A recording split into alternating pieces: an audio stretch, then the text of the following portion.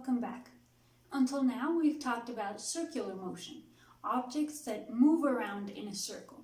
But today we're going to introduce a new type of circular motion that is things rotating. So instead of something moving around, it's stuck somewhere, but it's rotating around that point. So as an example, I drew here a set of revolving doors, and a person is going to go outside and has to push the doors and make them revolve or rotate so that he can leave. Well, where do you think the person should push so that the doors will rotate? Remember, they're heavy doors. So would he push here and try to push it very close to the center of rotation? Or would it be easier to move the doors if you pushed here? Or maybe here, right? It would definitely be easier to push the door at its end. The farther away you push from the center of rotation, the easier it is to make the revolving doors rotate. The same thing happens with a regular door. If you try to open or close the door to your room and you try to push really close to the center of rotation, it's going to be very hard. The farther away you push, the easier it's going to be to make it rotate. So this introduces a new topic that we're going to call torque. Torque is like a force, but that makes things rotate. So torque is the measurement of a force that makes something rotate about an axis. So as an example to demonstrate this, I drew a door. The door can rotate about its axis of rotation. That is basically where it's stuck, the place that is not moving. So this is called the axis of rotation, and it can also be called a pivot,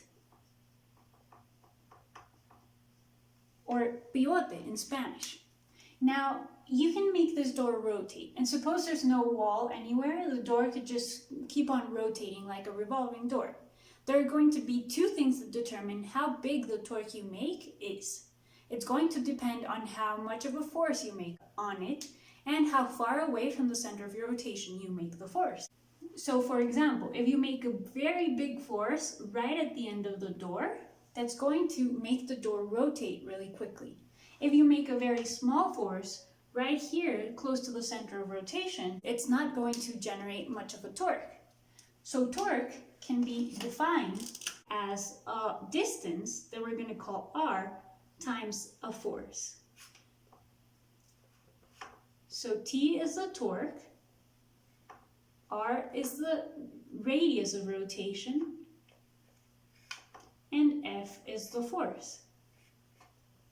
The unit for the radius is in meters, the unit for force is in newtons, so we're going to give torque in a unit of newtons times meters. We don't have a new unit for it, we're just going to combine newtons and meters. So how do you measure that radius? In this example, that radius would be the perpendicular distance between the center of rotation and the place where you do the force. So this would be r. For this smaller one, r would be this small distance over here, distance between the center of rotation and the place where you make the force.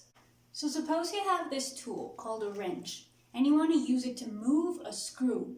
You want to make the screw tighter, or you want to make the screw less tight. So you have to apply a torque. That means you have to apply a force at a distance. In this case, your center of rotation or your axis of rotation will be the place where it's fixed. So it will be right here.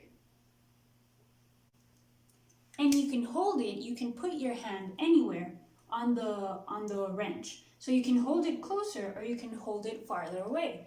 That will give you the radius. So the distance between that point and where you put your hand, maybe here, is the radius. And here you're going to make your force. Something like this.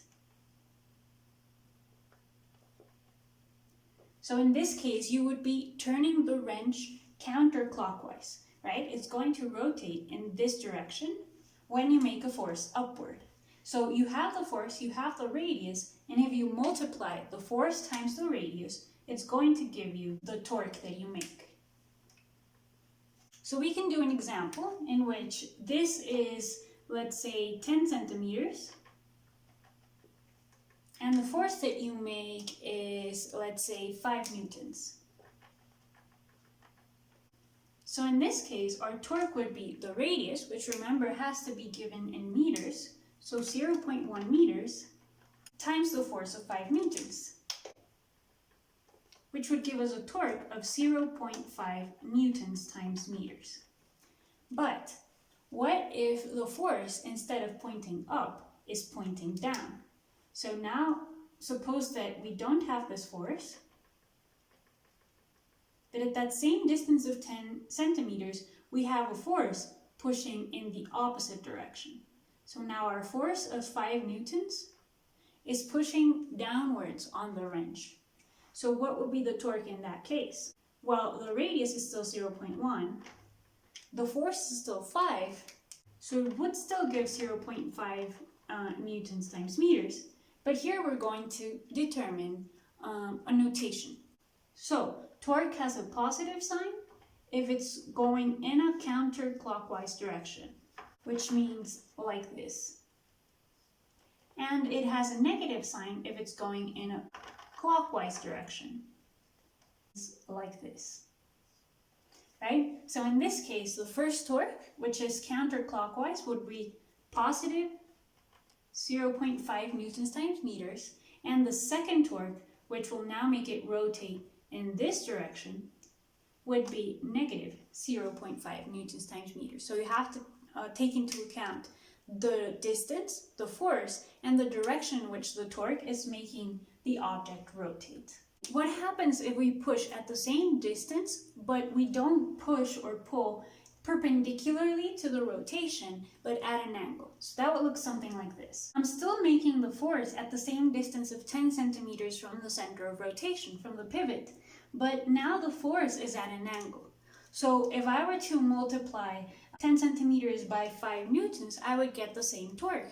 But clearly, this isn't going to give the same torque as if you were pushing straight down. It's like trying to open the door by pushing it, but not really pushing it towards where you want to, towards where you want it to rotate, but like at an angle. That clearly will give a smaller force. So for that, we have an equation that is torque equals radius times force times sine of theta. And here, that theta is the angle made between that parallel direction of the rotation and the vector. So in this case, it would be this angle here. This would be the angle theta.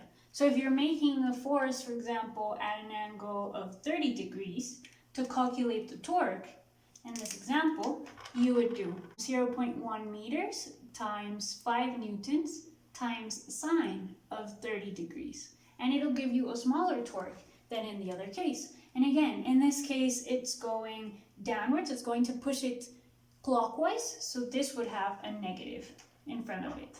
The answer is actually negative 0.25 newtons times meters. So you can see here that even though you're making the same force, because you're making it at an angle, it's going to give you a lot less torque. And the rotational acceleration of the wrench is going to be a lot smaller than if you hadn't done it at an angle.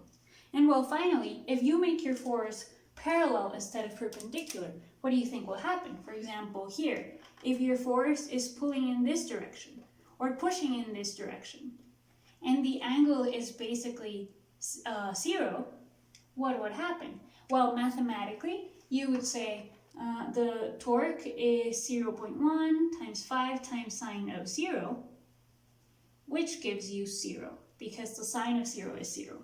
But you can also think about it logically. If you push or pull on the door, if you grab your door and pull it, trying to pull it off from its center of rotation, you won't make it rotate. So there's no real torque if your force is parallel. So if your force is parallel, the torque is 0.